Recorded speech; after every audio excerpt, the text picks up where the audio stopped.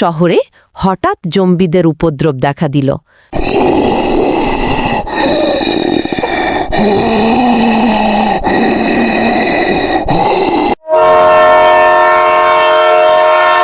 সব মানুষ ভয়ে প্রাণ বাঁচাতে শহর ছেড়ে পালাচ্ছে।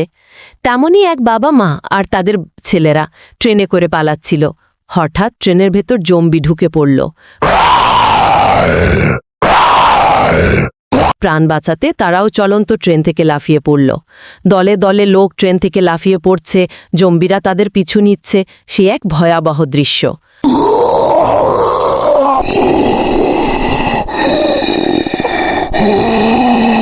দৌড়াতে দৌড়াতে তারা এক সমুদ্রের পাড়ে এসে পৌঁছালো।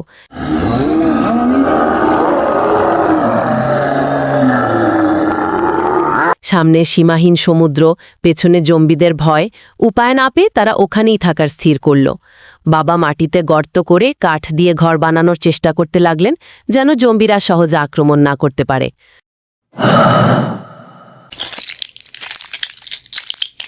মা আর বাচ্চারা সমুদ্রের তটে ছোট ঘেরা টোপ দিয়ে মাছ ধরল। আর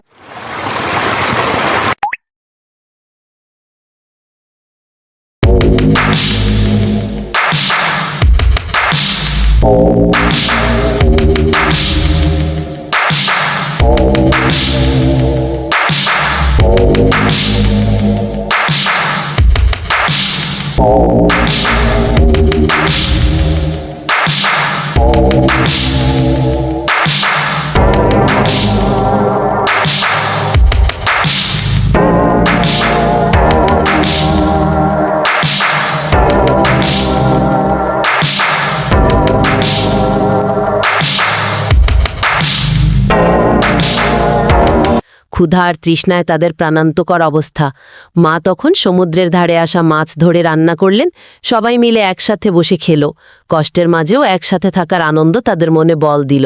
শেষে বাবা ঘরের দরজা পাতা দিয়ে ঢেকে দরজার মতো করে দিলেন, কারণ রাত ঘনিয়ে এসছে। সকালে উঠে তারা দেখতে পেল ঘরের সামনে অনেক জম্বির পায়ের ছাপ।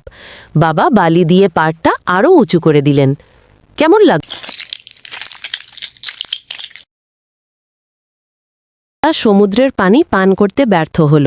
বিশাল সমুদ্র, কিন্তু এক ফোঁটা জলও পান করা যায় না। পানির জন্য তারা হাহাকার করতে লাগল। বাবা তাদের শান্ত থাকতে বললেন, কোনো শব্দ করতে বারণ করলেন, কারণ জম্বিরা টের পাবে। বাবা বাইরে গেলেন পানির সন্ধানে, কিন্তু সামনে জম্বি আর জম্বি। আর বালিতে গর্ত করে প্লাস্টিক বিছিয়ে বৃষ্টির পানি জমানোর ব্যবস্থা করলেন। শিশির ভেজা জল খেয়ে তারা তৃষ্ণা মেটানোর চেষ্টা করতে লাগল। বেঁচে থাকার অদম্য ইচ্ছা।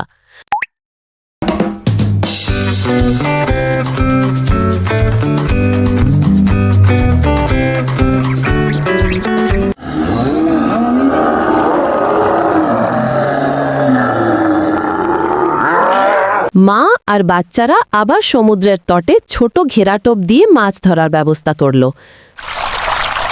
ছোট্ট ঘরে বসে বাবা চিন্তিত, মা উদ্বিগ্ন। ঝড় বাতাসে ঘর ভেঙে পড়ার ভয়, আবার তার চারপাশে জম্বিদের ঘোরাঘুরি। তারা ঘরটাকে পাতা আর ডালপালা দিয়ে ঢেকে দিলেন।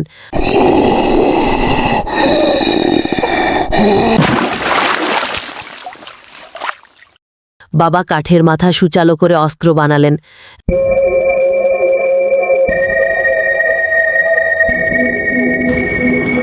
রাতে ছেলেরা ঘুমিয়ে পড়লেও বাবা মা দুশ্চিন্তায় ঘুমান না, তন্দ্রাচ্ছন্ন চোখে পাহারা দেন। কিন্তু পরিস্থিতি দিন দিন খারাপ হতে লাগল। জম্বিরা ঘন ঘন ঘরের আশেপাশে চলে আসতে লাগল। ভোরে তারা শিশির জমা জল পান করল প্রাণ ভরে।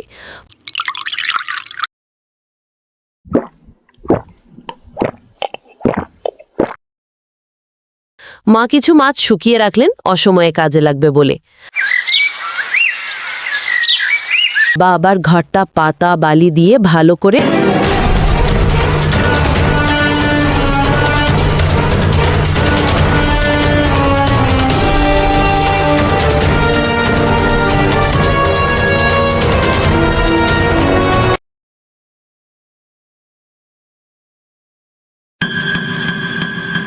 জম্বিরা কিছুটা দূরে সরে গেলে মা মাছ ধরলেন খাবারের জন্য। দিন গড়িয়ে রাত এলো।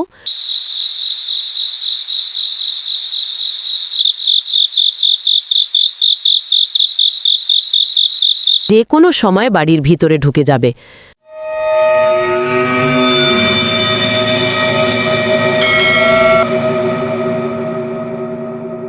ছোট্ট ঘরের ভেতরে সবাই চুপচাপ বসে আছে। বাবা ভীষণ চিন্তিত, মাও খুব উদ্বিগ্ন। পরিস্থিতি ক্রমশই কঠিন হয়ে উঠছে।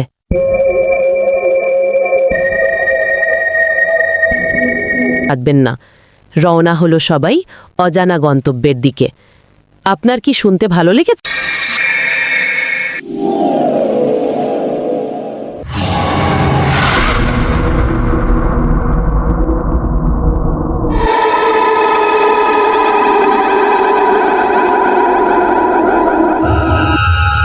দিনের মতো রাতেও আবার জম্বির উপদ্রব।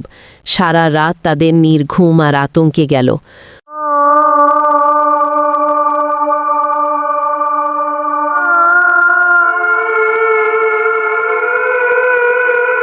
জম্বিরা কিছুটা দূরে সরে গেলে মা মাছ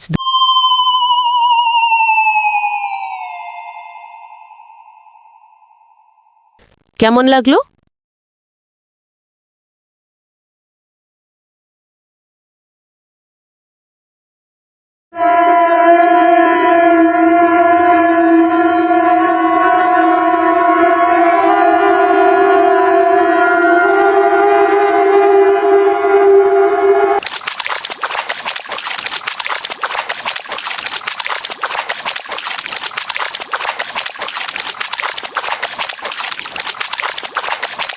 তারা হাঁটছে তো হাঁটছেই, পথের যেন শেষ নেই।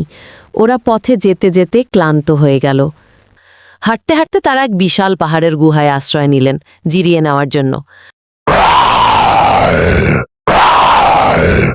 বাবা মা স্থির করলেন এই পাহাড়েই থাকবেন। বাবা আবার নতুন করে ঘর বানাতে শুরু করলেন।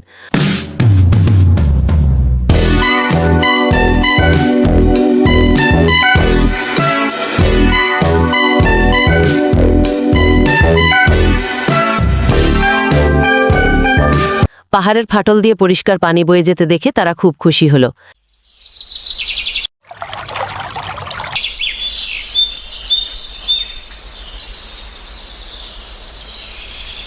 তৃষ্ণা মিটিয়ে পানি খেল সবাই।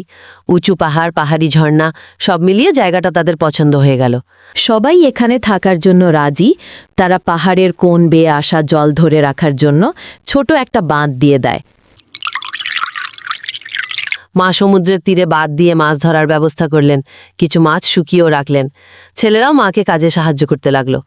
এখানে জম্বিরা অনেক নিচে, গুহায় ওঠার পথটা খুব কঠিন।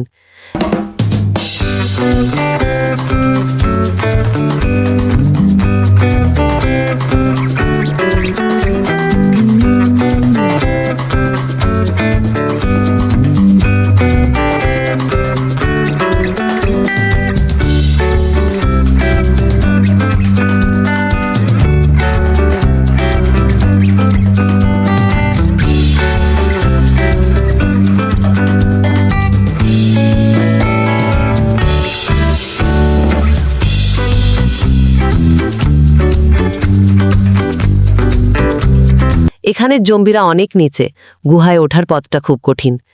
একবার এক জম্বি পাহাড়ে ওঠার চেষ্টা করেছিল। বাবা মা পাহাড়ের ধার ঘেঁষে পানি চলাচলের নালা তৈরি করে দিলেন, যেন জম্বিরা উঠতে না পারে। বৃষ্টিতে নালাটা ভরে গেল।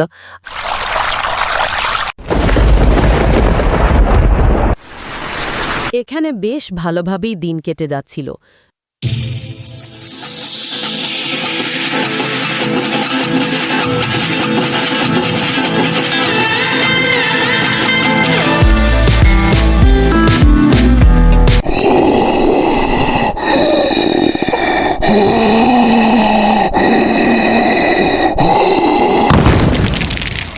বেশ কিছু গর্ত করে পানি ভরে রাখে। কোনো জম্বি দেখলে জম্বিদের দৃষ্টি আকর্ষণ সেই গর্তের দিকে নিয়ে যান। ফলে জম্বিরা আর আক্রমণ করতে পারে না, পানিতেই আটকে যায়। কেমন লাগলো?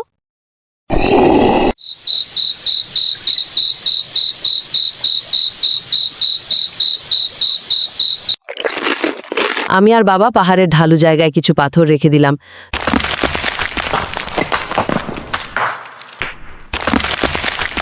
জম্বিরা সেই পাথরে পা দিতেই পিছলে নিচে পড়ে গেল। এভাবে